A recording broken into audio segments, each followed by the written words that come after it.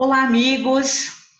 Nesse momento de reclusão, nesse momento de afastamento, afastamento físico, talvez seja o momento em que nós mais estejamos juntos aí pelas redes sociais. E para mim é uma satisfação, um prazer muito grande poder estar aqui contribuindo com conhecimento nesse momento em que nós estamos mais reclusos aí, e que nós possamos aproveitar esse momento, então, olhar as oportunidades que as crises nos trazem e buscar aprofundar um pouco mais esse conhecimento. Então, eu sou muito grata à Secretaria de Estado da Cultura por proporcionar esse momento e proporcionar esse edital, a FIVALE, enfim, todos os órgãos e as instituições envolvidas aí nesse projeto. E eu, então, fui selecionada para falar um pouquinho sobre o conflito entre a cultura e a biologia na construção dos comportamentos humanos. E eu vou pedir licença para vocês, então, vou compartilhar a minha tela aqui e nós imediatamente passamos a esse assunto. Eu vou me posicionar um pouco mais aqui abaixo para que a tela fique totalmente livre aí para que nós possamos ter esse conhecimento. Então, o nome da minha palestra é A Arte Imita a Vida e é justamente sobre isso, a arte imita a vida. E existem muitos conflitos entre cultura e biologia, porque no momento que culturalmente nós mudamos, a biologia se altera. E no momento em que a biologia se altera, culturalmente nós também vamos nos alterando. Essa foi a minha pesquisa do mestrado, eu pesquisei a evolução dos comportamentos humanos e pelo viés da sexualidade, mas eu cheguei num momento da minha pesquisa, da minha dissertação, enfim, em que eu compreendi esse conflito constante. Então, no mesmo tempo em que a biologia humana vai se alterando, vão se alterando os comportamentos, a cultura. E em todos os momentos onde a cultura vai se alterando, biologicamente também nós vamos nos alterando. Então, é importante que nós possamos olhar para tudo isso e compreender um pouco mais, buscar um pouco mais esse autoconhecimento tão pregado, tão propalado pela mídia na atualidade. Então, eu vou trazer um pouquinho do meu currículo aí, para que vocês possam saber também quem é que está falando com vocês sobre esse assunto.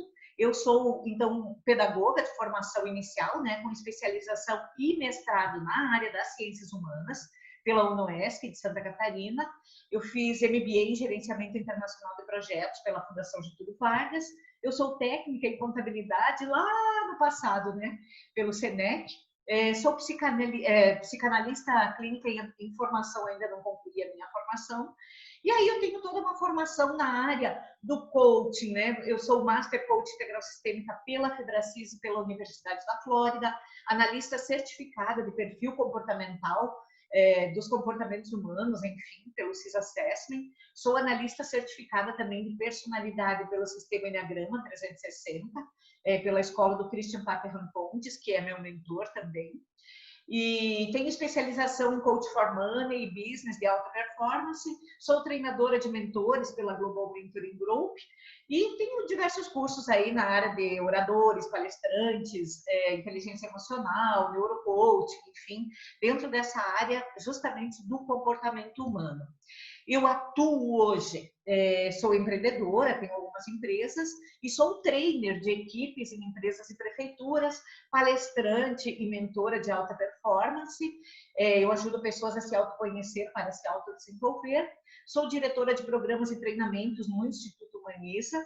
Fui professora universitária da UNOESC em Santa Catarina, FAI e Ideal no Rio Grande do Sul, durante 12 anos, né, em diversos cursos, em diversas áreas de formação. Fui assessora pedagógica também do programa União Faz a Vida, da Fundação Sicredi, gestora de projetos públicos de captação de recursos e supervisora de ensino por 14 anos em alguns municípios, e criei alguns programas, o Comunique-se, que é um curso e um treinamento de comunicação e oratória, o programa Ela Ilimitada para mulheres empreendedoras, autoras, o programa Metamorfose, que é um programa de empoderamento feminino, de transformação, o programa Extremamente, que é um programa de alta performance para líderes e gestores, e o programa Equipamente, que é um programa de desenvolvimento de equipes que eu desenvolvo junto a órgãos públicos, a empresas privadas, enfim, em escolas, universidades, secretarias de educação e por aí afora. E eu também sou autora de alguns livros, né? O último livro que está saindo agora do forno, né? É o Metamorfose, Os Segredos da Gestão da Emoção. O outro livro anterior é da Síndrome de Gabriela, ou Ela Ilimitada. O outro livro que é fruto da minha dissertação de mestrado, que é Sexualidade e Evolução Humana, o conflito entre o ser social e o ser biológico, que é também o tema dessa nossa palestra de hoje. O livro Planeta Energia, que é um livro didático pedagógico de educação ambiental, que eu escrevi em parceria com mais 2 autores. O livro Os Desprojetos Pedagógicos e as Novas Estratégias de Construção de Conhecimento. O livro Os 20 Segredos do Empoderamento Feminino, que é um e-book, né? Ele não saiu pela editora, ele só está disponível no meio digital. E o livro Onde Foi Que Eu Errei, que é um livro em forma de romance para pais e educadores, né? E esse livro ele revela os dramas de uma mãe e uma adolescente em crise. Então, essa sou eu, e essa que vos fala vai falar, então, mais especificamente sobre o tema da dissertação do mestrado. Então, vamos lá. Nesse processo todo de evolução, eu costumo dizer que nós estamos, nesse processo de evolução, nós estamos vivendo um meio termo entre um mundo que está acabando e um mundo que está começando. Hoje, ano de 2020, eu consigo nos ver, eu vislumbro a humanidade estando no olho do furacão dessa mudança. E aí acontece uma coisa muito interessante, porque o velho paradigma já está desfeito em migalhas, mas o novo paradigma ainda não está construído. Então, nós estamos passando por esse momento de conflito entre a cultura e a biologia. Biologicamente, nós estamos sendo afetados por um vírus. Culturalmente, nós começamos a usar máscaras, a ficar mais afastados, a ficar mais fechados, e isso certamente vai trazer alguma modificação nos comportamentos humanos. Então, se nós olhássemos só para esse momento de hoje, nós já poderíamos concluir isso, que biologicamente nós temos algumas questões que nos afetam culturalmente e que mudam os nossos comportamentos. Ou, na contramão, nós poderíamos dizer que culturalmente nós estamos ficando mais em casa, mais fechados, biologicamente nós nos tornaremos talvez mais estressados, talvez mais obesos, talvez mais, enfim, biologicamente nós vamos sofrer algumas alterações, e esse conflito entre a cultura e a biologia é que traz e possibilita e facilita toda essa mudança nos nossos comportamentos. Então, olha só, onde nós estamos nesse olho do furacão da mudança? Nós, seres humanos, nós precisamos compreender que o mundo da ciência, ele já atingiu seu auge. Ah, Magna, mas você está dizendo que o mundo já atingiu seu auge, que a ciência atingiu seu auge, mas nós nem conseguimos uma vacina ainda para o coronavírus, nós nem conseguimos ainda uma vacina para a AIDS, o câncer ainda não tem cura. Exatamente isso. Mas não porque a ciência já não tenha atingido o auge desde que ela surgiu até então. A questão agora é ampliar esses recursos, é maximizar esse potencial, é manter-se no auge. Não há uma nova coisa. A lei da gravidade, as leis da física que foram descobertas, que foram vivenciadas, que foram comprovadas, a física quântica, tudo isso já veio para dizer que a ciência, até hoje, ela atingiu o seu auge. O que falta são alguns ajustes finos aí, para que nós possamos descobrir como manipular esses átomos, como manipular a matéria, a energia, o quantum de energia de cada átomo, para que nós possamos descobrir, por exemplo, essas vacinas ou essas coisas todas. E eu sei que os cientistas estão trabalhando arduamente nessa missão. Uma outra questão que nós precisamos levar em consideração é que o mundo da emoção retomou o seu lugar. Lá nos primórdios do processo de humanização, era a emoção que comandava, que dominava, não era a razão, não eram os equipamentos, não era a tecnologia. As pessoas emocionalmente se mobilizavam para fazer algumas coisas. E nós estamos retomando essa questão, esse lugar, as emoções estão retomando o seu lugar dentro dos seres humanos. Aquela ciência exata, as linhas retas do Isaac Newton, ela morre, não que ela deixe de existir ou que ela deixe de ser importante, mas hoje nós temos uma outra ciência mostrando as caras, a ciência da complexidade. Hoje é tudo muito mais complexo. Eu não posso dizer que isso é isso e pronto. Talvez isso seja isso hoje, amanhã já não é mais. Eu sempre uso o exemplo em palestras presenciais, eu uso muito o exemplo do ovo, né? Então, o ovo, tem uma pesquisa que diz que o ovo faz bem para o colesterol. Depois, uma semana depois, tem uma pesquisa dizendo que o ovo faz mal para o colesterol. Um mês depois, o ovo faz bem. Depois, 2 meses depois, o ovo já não faz mais bem. Então, tudo é muito complexo. Aquele aspecto é assim, mas aquele outro aspecto é assim. Então, não existe mais o certo e o errado, a razão, a certeza absoluta, elas perdem o trono. Por quê? Porque nada é tão duro como a pedra, nem a própria pedra, né? Se nós formos olhar do ponto de vista de que as pedras são feitas de átomos, assim como o ar é feito de átomos, né? E a incerteza é o nosso prato diário. Nós não temos certeza absoluta de que amanhã nós vamos amanhecer com a cura do coronavírus, ou de que amanhã vai surgir uma outra praga, uma outra doença. Eu não tenho certeza se amanhã eu vou acordar viva ou não. Então, a incerteza, sim, é o nosso prato diário. Antigamente, as coisas eram mais fáceis, as coisas eram assim. Eu sempre me lembro, quando ia na casa do meu avô, ele tinha um rádio semelhante a esse. Então, nós tínhamos, ele tinha nesse rádio 3 botões, né? Liga e desliga, volume e sintoniza. E estava tudo bem. A televisão, a primeira televisão que eu tive na minha casa era uma Telefunken, igual a essa. Então, com alguns botões aqui, liga, desliga, volume, sintoniza, brilho e iluminação. Sei lá, não lembro direito agora, né? Também faz um pouco tempo. Mas veja bem, eram esses botões aqui, o rádio era assim. O meu nono, nono na cultura italiana, né? O meu nono, ele ligava o rádio para escutar a missa e uma música ou duas, e depois ele desligava porque tinha que ir para a cidade carregar a bateria. Então veja bem que as coisas eram simples, eram assim, e a nossa vida também era assim. Hoje, as coisas já não são mais daquele jeito.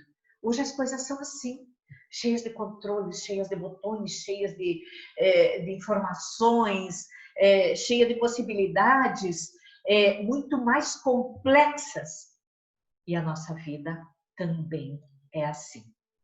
Então, aquele momento da vida em que as coisas eram simples, com 3 botões, hoje as coisas não são mais tão simples, elas já não têm mais 3 botões. Elas estão muito mais complexas. E aí nós vamos entender, então, os pilares biológico-cultural na construção dos comportamentos humanos. E se a biologia se altera, altera-se também a cultura. E vice-versa. E vice-versa. Então, olha só. O que é o coronavírus? É uma mutação biológica do coronavírus que alterou a nossa cultura.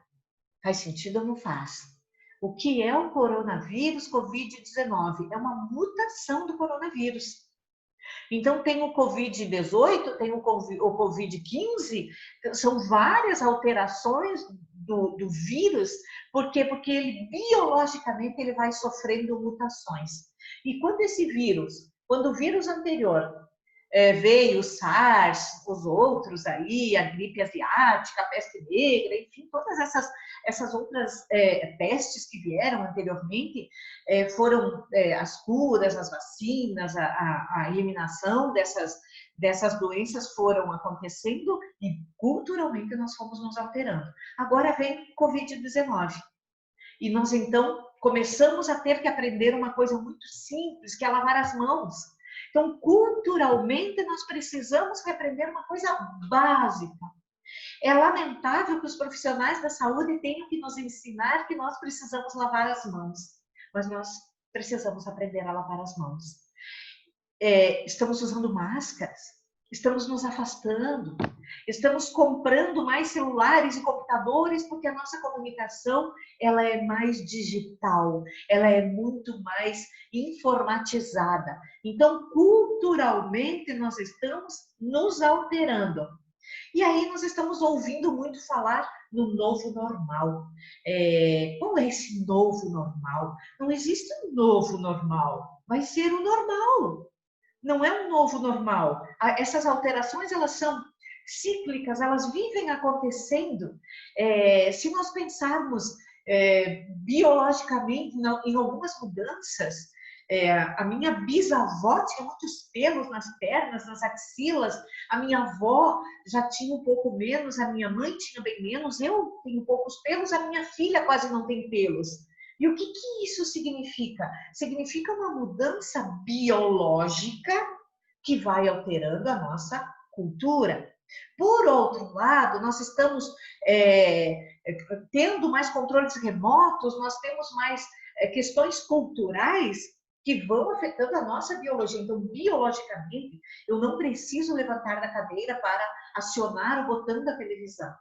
Biologicamente, eu não preciso mais acionar o vidro do meu carro. Biologicamente, eu não preciso... Aliás, desculpe, culturalmente, eu não preciso fazer isso. Então, biologicamente, eu fico mais parada, eu fico menos em movimento, o meu corpo, o meu organismo, o meu cérebro vai entendendo que eu não preciso gastar tanta energia, eu vou desperdiçando alguma energia com algumas coisas que não fazem sentido agora, mas biologicamente eu vou adquirindo e adotando um novo modelo para o meu corpo, as minhas células vão entendendo que elas não precisam processar tão rapidamente, eu fico mais obesa, talvez, mais lenta, talvez, o meu cérebro trabalha num outro ritmo, agora nós temos que estar muito ligados nas redes sociais, são muitas informações, então acelera o meu cérebro. O que é isso? O que é tudo isso que eu estou falando? Biologicamente, nós somos afetados e vai mudando a nossa cultura. Culturalmente, nós somos afetados e vai mudando a nossa biologia. Agora, nós precisamos entender tudo isso. Então, biologicamente falando,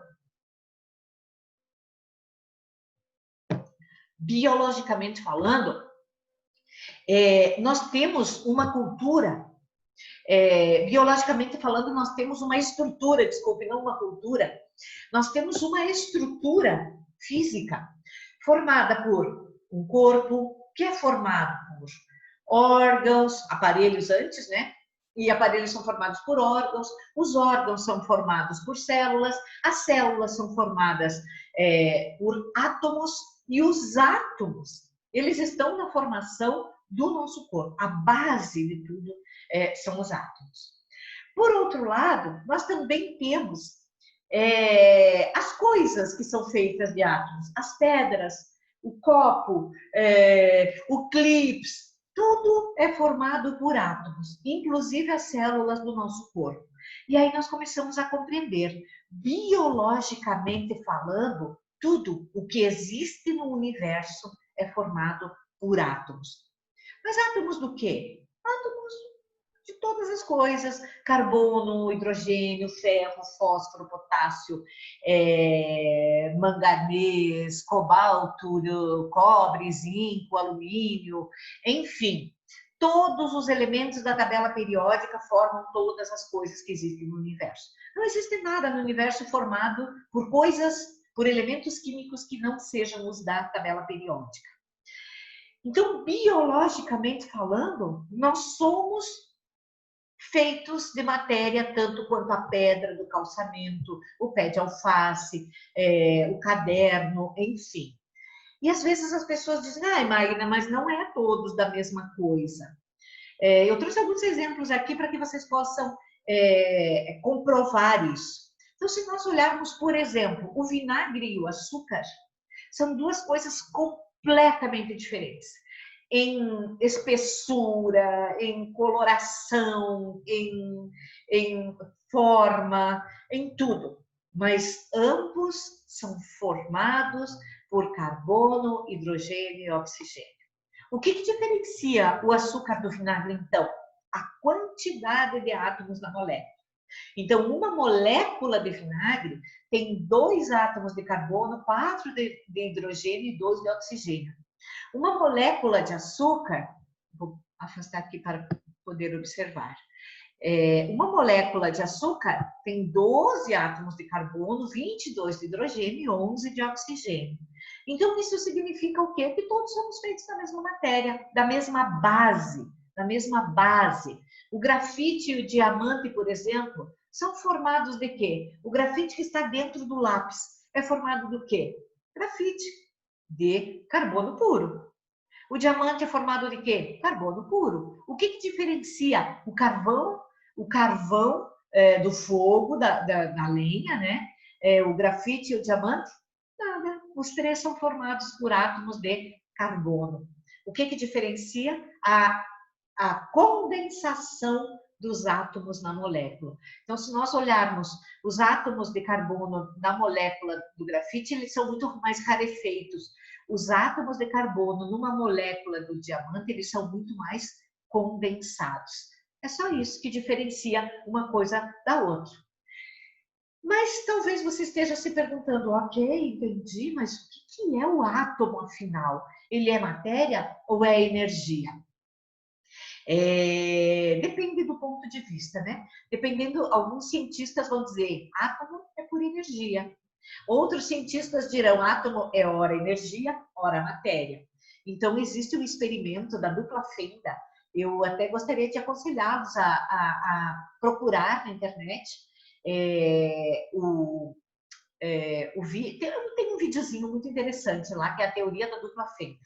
Então, lá nós vamos entender exatamente como que o átomo se comporta, como que ele age e reage, e por que em algumas coisas aquilo é tão sólido, em outras coisas é tão líquido, em outras coisas é tão gasoso, por que as coisas são feitas assim, são tão diferentes, se o átomo é a mesma coisa, se todas as coisas são formadas por átomos.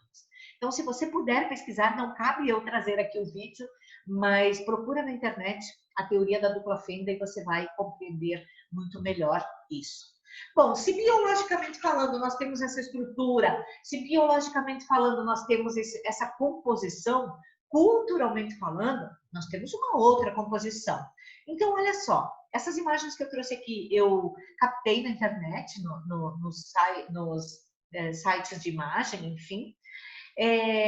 Então, olha só, culturalmente falando, quando nós nascemos, nós somos inseridos onde? Em uma família. E cada um na sua. Então, se a minha família tinha aquela estrutura, aquele modelo, aquele comportamento, é daquela forma que eu vou viver e é aquele ambiente que eu vou absorver. Se você foi criado em outra família, com outra cultura, com outra nacionalidade, com outro comportamento, é aquela estrutura que você vai absorver. Então, olha só, a família, a escola que nós ingressamos na sequência da família, a comunidade que nós vivemos, a igreja que nós frequentamos, os programas que nós assistimos, os traumas e as lembranças da infância, são todos aspectos que culturalmente vão formatando os nossos comportamentos. Então, eu tenho, digamos que eu tenha sofrido ameaças, abusos lá na infância, e eu vou crescendo, e eu vou construindo dentro de mim alguns programas mentais. E esses programas, essa programação mental, isso eu estou falando de neurociência, tá? Essa programação mental que eu estruturo dentro de mim lá na primeira fase, de 0 a 12 anos, eu vou levando para a vida toda. E eu vou agindo e reagindo de acordo com aquela estrutura que eu coloquei lá. Aonde? Na minha biologia. Então, biologicamente falando, eu tenho uma estrutura, uma composição, e culturalmente falando, eu vou instalando programas dentro de mim, como se eu fosse um computador, né? Então, eu nasci, fui transportada, fui levada para uma família. Lá naquela família, eu comecei a instalar os meus programas. Aí eu fui para a escola, eu fui para a igreja, eu convivi na comunidade, eu comecei a assistir alguns programas de televisão, talvez desenhos, talvez filmes de violência, talvez coisas suaves, enfim. E aí eu construo e me afasto e me aproximo dos meus amigos, de acordo com o quê? Com aquilo que culturalmente eu fui construindo lá dentro enquanto programa. E aí eu vou desenvolvendo alguns aspectos em mim, eu vou desenvolvendo algumas questões em mim. E uma das questões que eu vou desenvolvendo é a questão das inteligências. Quem leu o livro de Gardner, né, as inteligências múltiplas, entende que nós temos vários tipos de inteligência, algumas nós temos muito mais aguçadas, outras nós temos muito menos aguçadas, e eu sempre digo que, lamentavelmente, as escolas não trabalham com isso, né? Tem pessoas que têm uma inteligência naturalista muito grande, elas gostam de entender os seres vivos e a natureza. Outros têm uma inteligência musical muito grande, eles diferenciam sons, ritmos, tons, timbres, conseguem aprender a tocar um instrumento com muita facilidade. Outras pessoas têm uma inteligência lógico-matemática muito grande, né? Fazer e provar quantificações e hipóteses, aprendem matemática muito rapidamente na escola, conseguem fazer cálculos, são considerados inteligentes, né? Porque tem essa inteligência mais desenvolvida. Tem outras pessoas que têm inteligência existencial mais desenvolvida, né? O questionar o porquê viemos e o porquê morremos, de onde viemos, o que nos mantém vivos. Tem pessoas que têm uma inteligência interpessoal muito grande, que conseguem entender, compreender os sentimentos dos outros, que conseguem se colocar no lugar do outro.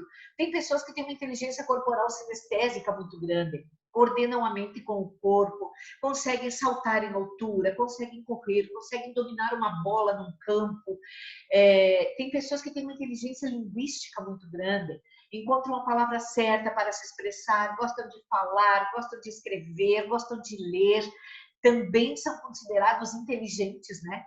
Assim como os lógico-matemáticos, os linguistas também, os que têm inteligência linguística também acabam sendo considerados inteligentes. Aí tem inteligência intrapessoal, que são aquelas pessoas que conseguem entender a si mesmos, entender o que sentem, o que querem, normalmente são mais isoladas. Tem pessoas que têm inteligência espacial, conseguem ver o mundo em 3D, conseguem entender um endereço, conseguem estacionar um carro com muita facilidade. Então, olha só, nós vamos desenvolvendo os tipos de inteligência de acordo com as nossas vivências, com o nosso meio, com aquilo que nos é oferecido. Mas, por outro lado, nós também vamos desenvolvendo vulnerabilidades.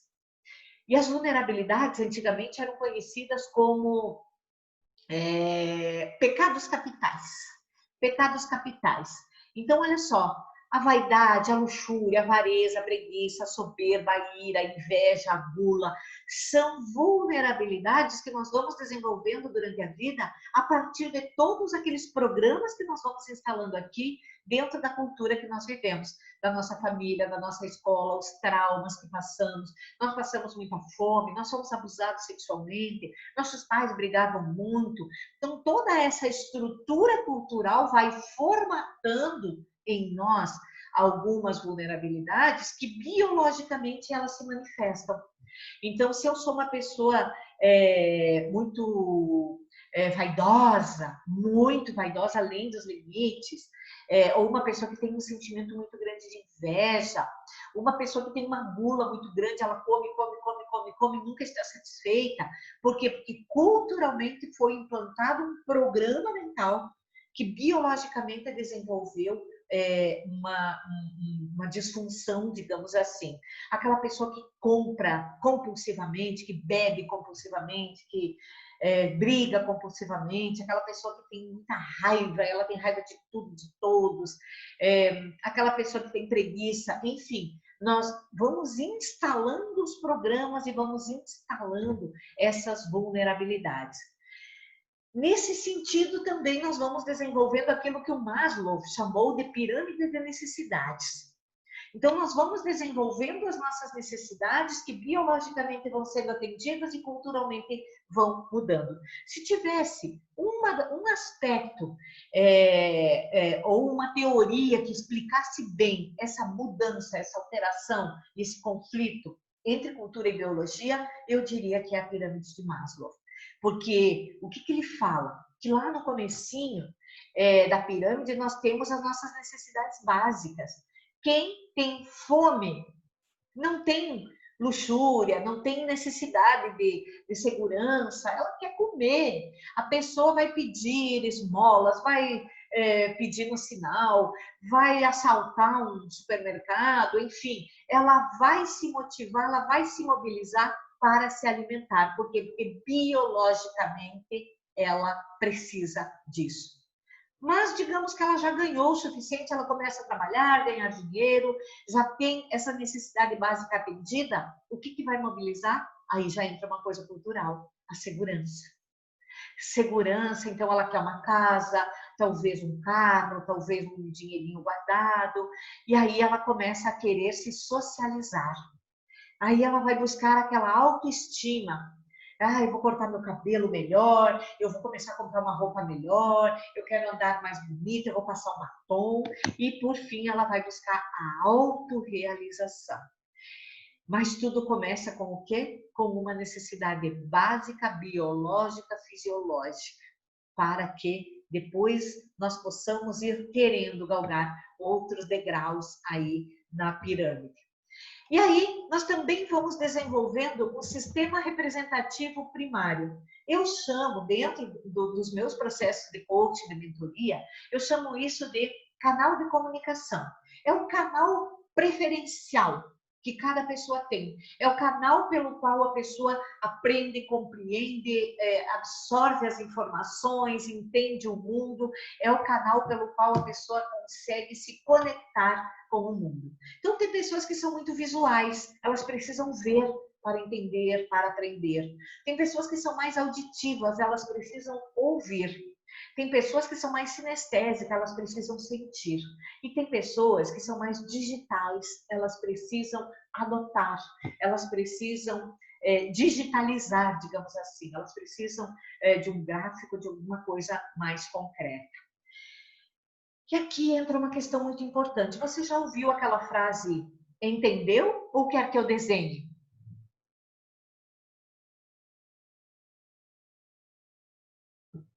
Tem pessoas que entendem sim o que você está querendo falar. Mas tem pessoas que precisam do desenho. Tem pessoas que precisam sim do seu desenho.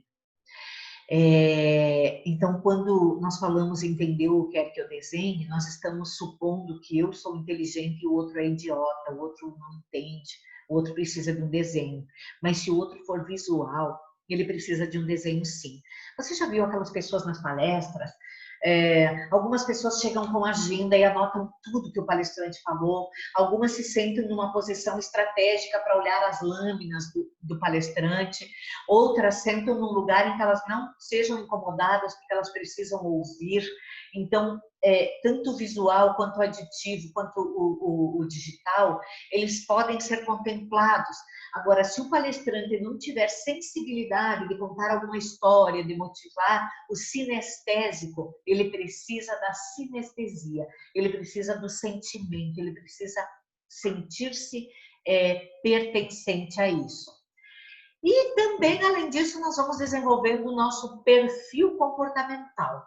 O que é o perfil comportamental? Eu sou analista certificada tanto do perfil comportamental quanto do sistema Enneagrama 360. Então, eu entendo que se nós não conhecermos o nosso perfil, o desafio de conhecer o perfil do outro é muito grande. E quando nós conhecemos o nosso perfil, nós também começamos a julgar menos. Dentro do sistema do CIS-Assessment que eu trabalho, análise de perfil, nós temos 4 perfis. Outros profissionais de outras áreas de pesquisa também identificaram 4 tipos de personalidade diferente. Tem alguns pesquisadores que trabalham com a ideia dos bichinhos, né? O golfinho, o gato, a águia e o tigre. Tem outros pesquisadores que trabalham com os 4 elementos da natureza, né? Fogo, terra, água e ar. Dentro da minha linha de pesquisa, eu trabalho com os 4 perfis, que é o dominante, o influente, o estável e o conforme. Então, o dominante é aquele perfil mais dominador, é aquele que chega, que manda, que faz. Ele é da ação, mas ele também manda, ele grita às vezes, ele se impõe. O influente é aquela pessoa que influencia. Ela é amigável, é feliz, ela se dá bem com todo mundo, ela consegue se conectar com as pessoas e as pessoas se conectam a ela muito facilmente, é a pessoa influente. Existe aquela pessoa que é estável. O estável é aquele comportamento mais estável, propriamente dito, mais paciencioso, mais calmo. As coisas para o estável andam em outro ritmo. E ainda existe aquele perfil conforme, né? Que é aquela pessoa toda organizada, aquela pessoa que faz planilha, aquela pessoa que faz cálculo, aquela pessoa mais exigente com as coisas, mais organizada, digamos assim.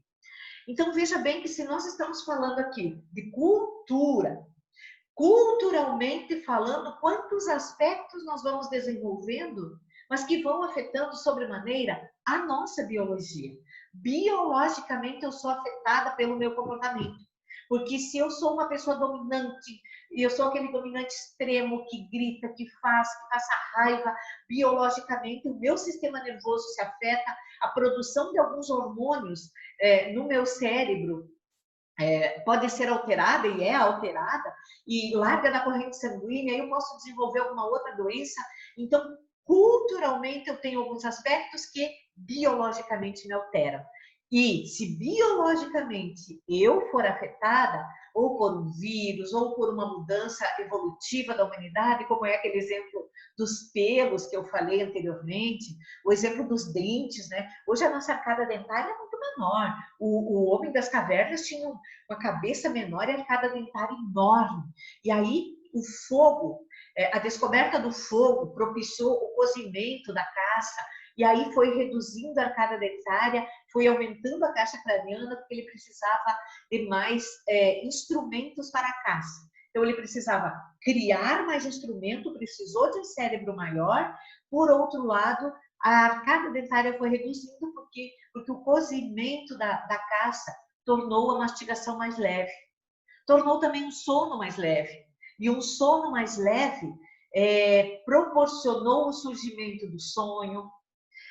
Nesse conviver ao redor do fogo, começou a linguagem, a afetividade, a sexualidade, biologicamente os órgãos sexuais foram se deslocando para frente e nós fomos evoluindo.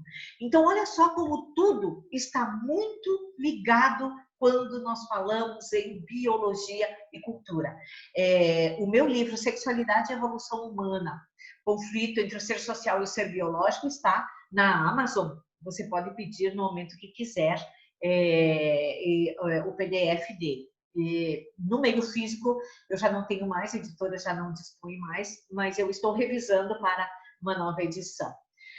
Bom, dentro de tudo isso, nós vamos desenvolvendo aqui também valores. E eu trouxe um bloco de valores, porque nós temos aí valores. A família é um valor, a honestidade é um valor, a pontualidade é um valor. Então, são vários aspectos da nossa vida que são valores, mas que nós agrupamos em alguns blocos.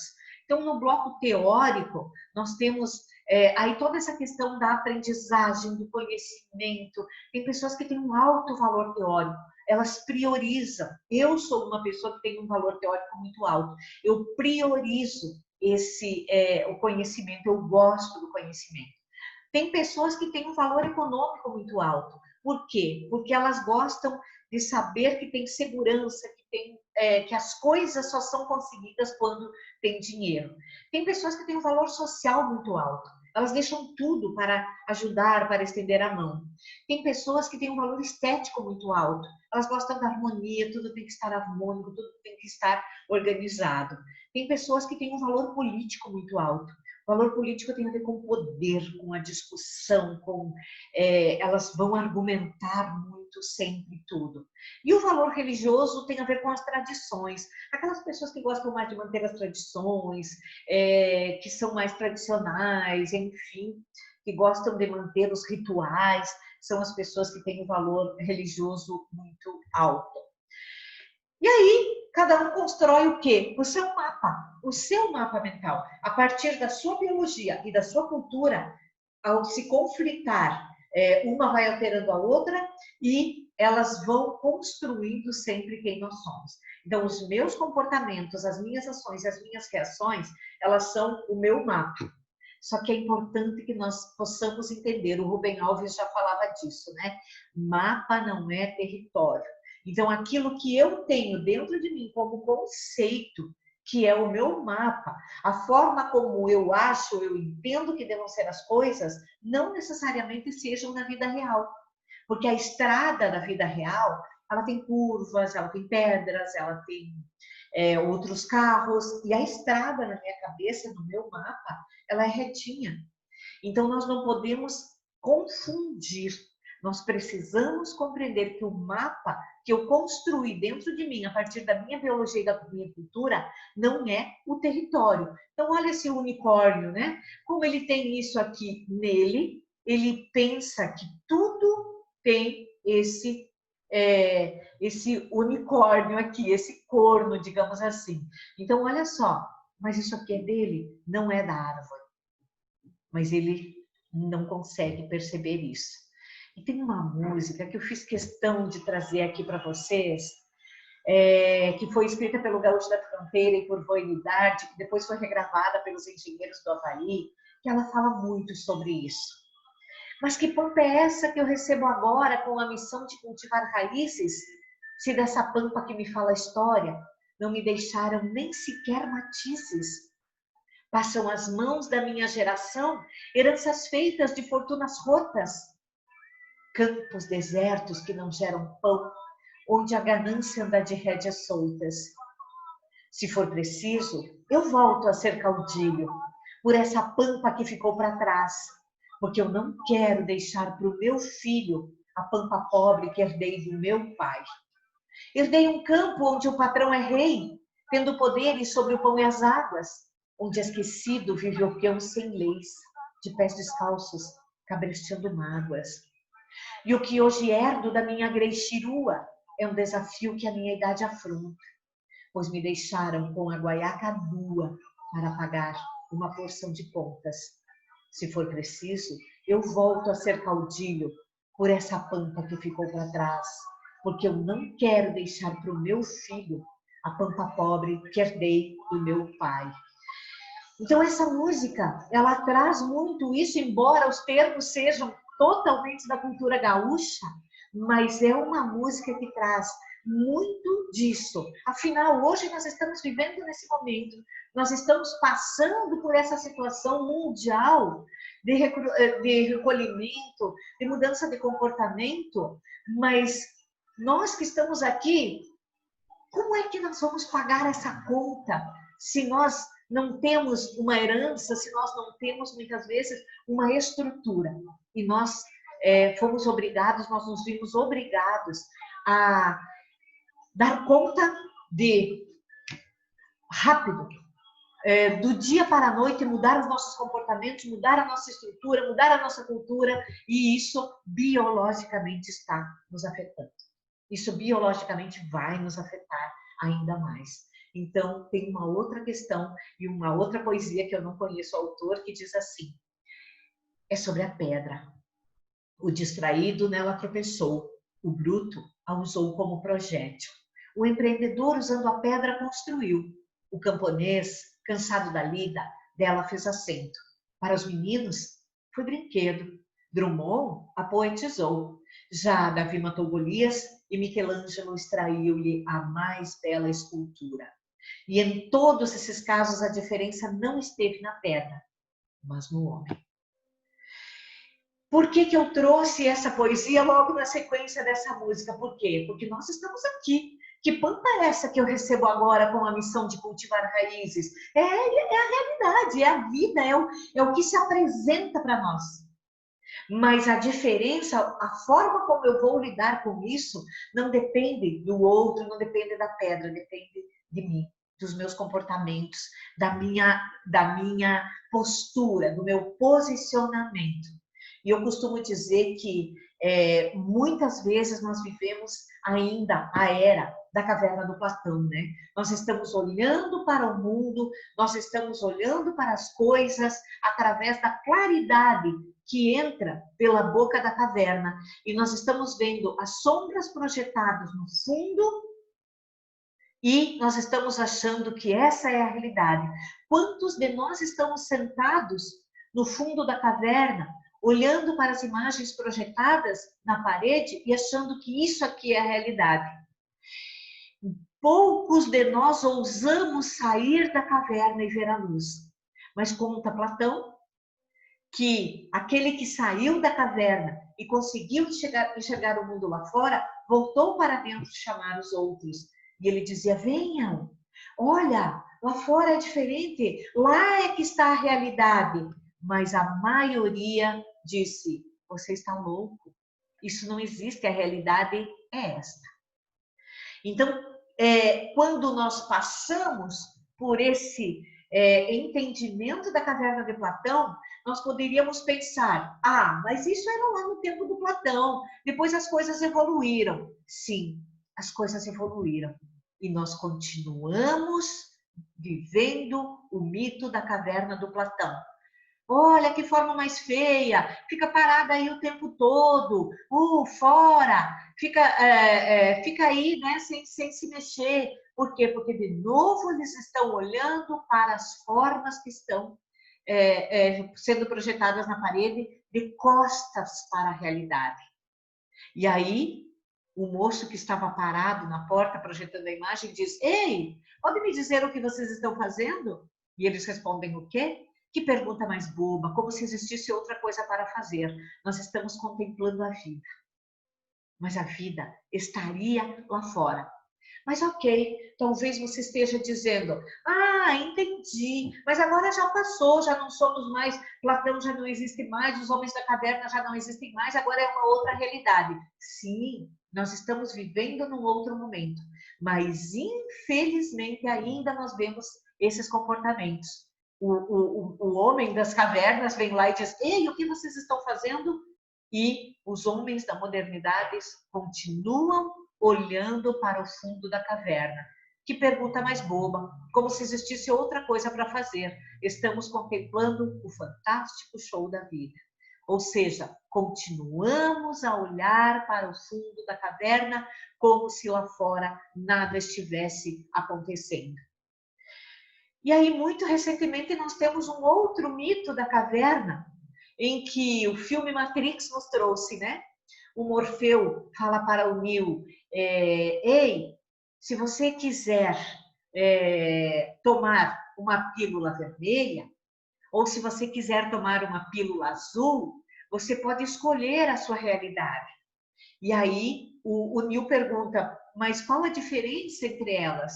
E o Morfeu, que é o deus do sono, né? O deus do sono, que pode despertar, na mitologia, o Morfeu, ele se apossava do corpo, ele tomava a forma humana no momento do sono para se materializar no sonho das pessoas, né? E não é por acaso que o personagem do filme Matrix tem o Morfeu e o Neo, né, que representa o novo, a novidade aí. E o Neo, então, ele dorme nas teclas do computador e o Morfeu se materializa em ser humano, em pessoa, né? E o Morfeu oferece para ele as duas possibilidades. Se você tomar uma pílula, você vai acordar e você vai voltar àquilo que você sempre foi, como se nada tivesse acontecido. Mas se você tomar a outra pílula, eu não prometo nada a você, a não ser a verdade. e aí ele leva o Neo para esse outro mundo, para essa matrix, para esse outro universo do conhecimento, do entendimento, enfim. É importante também, estou recomendando que você veja esse filme aqui. Então, veja bem, quando nós fazemos essa construção, desde o mito das cavernas do Platão, todo esse processo evolutivo que nós viemos vivendo, nós vamos alterando nossa biologia, nossa cultura, nossa biologia, nossa cultura. Nós usamos óculos, nós extraímos dentes para caber na arcada dentária, nós vestimos roupas para o frio, roupas para o calor, nós vamos alterando a nossa cultura enquanto alteramos a nossa biologia, né? E aí a pergunta que não quer calar, mas afinal, o que é o ser humano? O que é um ser humano? E eu posso concluir com você que o ser humano é o resultado da soma da nossa biologia com a nossa cultura. Então, se olharmos aqui, biologicamente falando, é uma estrutura. Os instrumentos, a caça, foram sendo inventados, culturalmente outras coisas vieram e biologicamente nós nos alteramos. Então, hoje, nós temos outros instrumentos culturais em outra estrutura biológica. Por quê? Porque biologicamente nós vamos evoluindo, culturalmente nós vamos evoluindo e os nossos comportamentos, então, vão se alterando. E a cultura, então, precisa de todo esse envolvimento, né? O Confúcio já dizia, fale-me que eu esquecerei, mostre-me que eu lembrarei, envolva-me e eu entenderei. Então, é uma questão muito cultural e biológica. O Rubem Alves, ele dizia, ensina-se nas escolas muita coisa que a gente nunca vai usar depois na vida inteira. Eu fui obrigado a aprender muita coisa que não era necessário, que eu poderia ter aprendido depois, quando e se a ocasião da sua necessidade. É como ensinar a arte de velejar a quem mora no alto das montanhas. Eu nunca usei seno ou logaritmo, nunca tive a oportunidade de usar os meus conhecimentos sobre as causas da Guerra dos 100 Anos. Nunca tive de empregar os saberes da genética para determinar a prole resultante do cruzamento de coelhos brancos com coelhos pretos. Nunca houve ocasião para que eu me valesse de saberes sobre sulfetos. Mas aquela experiência infantil, a professora nos lendo literatura, isso mudou a minha vida. Ao ler, acho que ela nem sabia disso. Ela estava me dando a chave para abrir o mundo. E aí, nós podemos concluir que todo mundo está pensando em deixar um planeta melhor para as nossas crianças. Quando é que nós pensaremos em deixar crianças melhores para o nosso planeta? Com isso, eu gostaria de concluir essa nossa fala, essa explanação e dizer para vocês, todo esse conteúdo está sendo disponibilizado por todas as redes sociais, da Secretaria de Estado da Cultura, da Fivale, do projeto, enfim, do edital, e tudo isso está sendo disponibilizado para você. Eu agradeço gigantemente pela sua atenção, agradeço por ter ficado até o final comigo, e essa palestra estará sendo divulgada. Eu peço que você compartilhe, que você mande, que você envie para as pessoas, porque quanto mais pessoas tiverem a oportunidade de assistir, muito mais nós estaremos disseminando o conhecimento. Muito obrigada.